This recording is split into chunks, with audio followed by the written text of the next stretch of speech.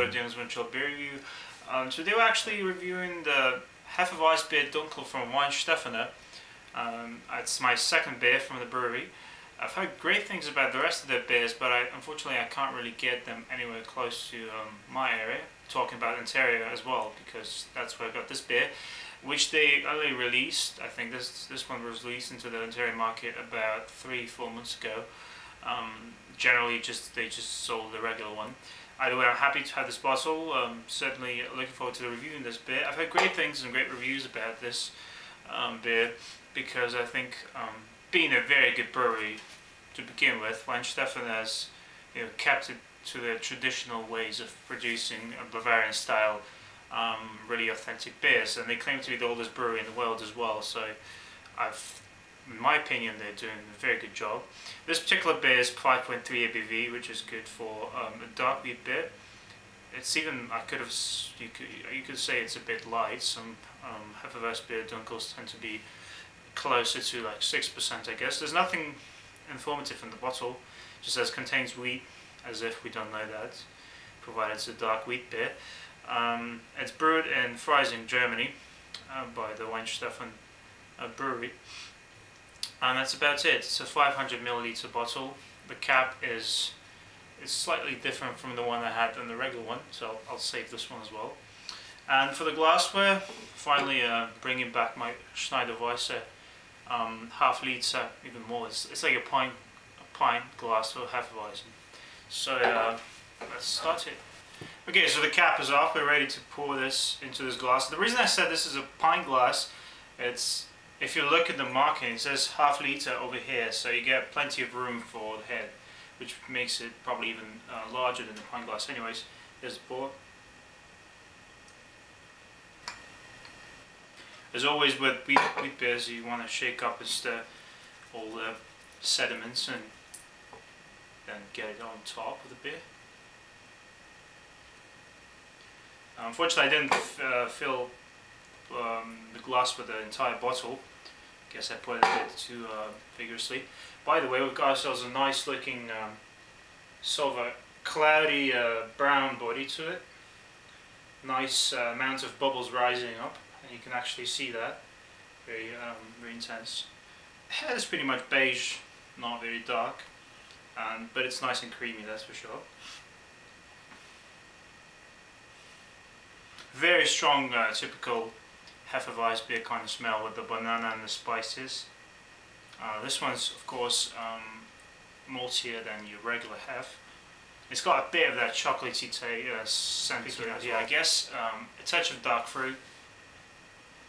Yeah, definitely some prunes or dates. Oh yeah, some nice clove, maybe cinnamon undertones. Either way, cheers.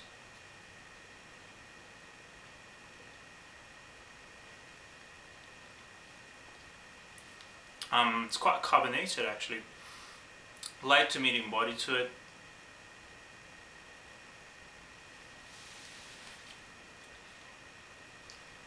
Yeah, the carbonation kind of dropped now. I guess that was just the initial effervescence in the beer. Very soft mouthfeel. Not very strong taste, but you do get a nice banana in the back. With some sweetness, quite nicely balanced. Quite wheaty, so bready. What I like about this one is that the yeastiness is not over the top, while you're still going to kind of taste the yeast, but won't really affect the overall impression in a bad way. And now I'm getting a bit more chocolate and caramel for sure.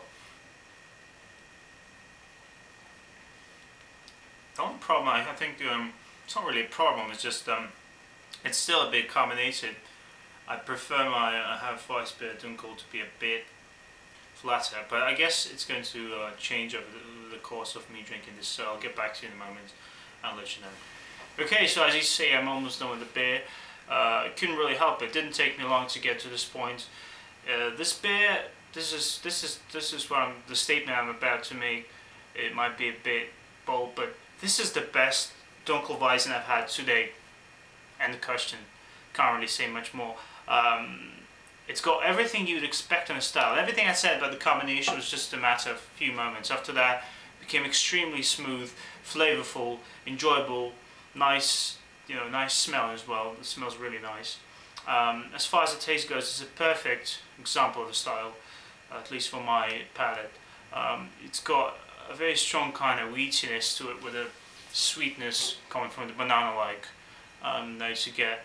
Fairly spicy, maybe cinnamon, nutmeg, a bit of clove, a bit of that yeastiness, not as strong as in the regular Hefeweizen from the same brewery, but it's still got a bit of that tartness, which doesn't really linger on into the aftertaste. The aftertaste is more bready and with that banana notes as well, a bit of dark fruit maybe.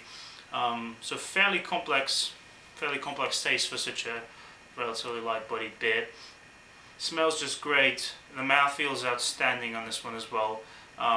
It's light to medium bodied, but with a nice texture to it, nice and smooth. Being a very drinkable style to begin with, Hefeweissbiers and Hefeweissbier Dunkels, you'd expect something good from this beer, but this beer is just amazing. So I'm going to give this a perfect grade for the purpose of this review. As far as my other written reviews go, I give this a 4.5, 4.7 on Beer Advocate, and a 4.4, 4.5 on Red Beer. But for the purpose of this review, this is a 10 out of 10 beer because it's got everything you want in this style. It's balanced, it's drinkable, it's just great. So 10 out of 10 for Weihenstephaner Hefeweissbier Dunkel. And please comment, guys, if you have anything to say about this beer. Always appreciate your feedback, and stick to good beer. That's it for this episode, and cheers to all the new subscribers for coming around. I'll promise to come up with more interesting beer reviews for you, and if you haven't subscribed to my channel, check it out, maybe you'll like it. So